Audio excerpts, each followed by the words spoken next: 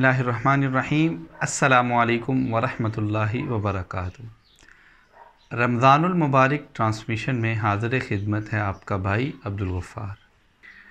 آج میں جو حدیث مبارکہ آپ کے سامنے لے کر حاضر ہوا ہوں، اس پر رسول اللہ صلی اللہ علیہ وسلم ساری زندگی ہی عمل کرتے رہے ہیں، لیکن جو ہی رمضان المبارک کا آغاز ہوتا تھا، آپ صلی اللہ علیہ وسلم گزشتہ یعنی کہ مہینوں سے رمضان کے آنے سے آپ صلی اللہ علیہ وسلم کثرت سے کیا کرتے تھے۔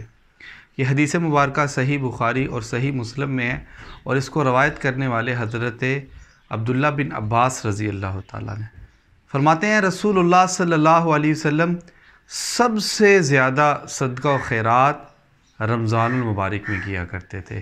آپ صلی اللہ علیہ وسلم ویسے ہی بہت سخی تھے، لیکن رمضان المبارک کی پرعنوان گھڑیوں میں آپ صلی اللہ علیہ وسلم پہلے سے زیادہ صدقہ کیا کرتے تھے۔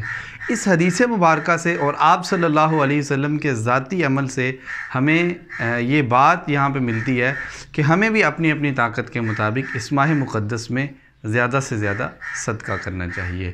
آپ سے گزارش ہے کہ آپ ہماری اس ویڈیو کو زیادہ سے زیادہ لائک کیجیے اور شیئر کیجیے، اور یوٹیوب چینل کو بھی سبسکرائب ضرور کیجیے۔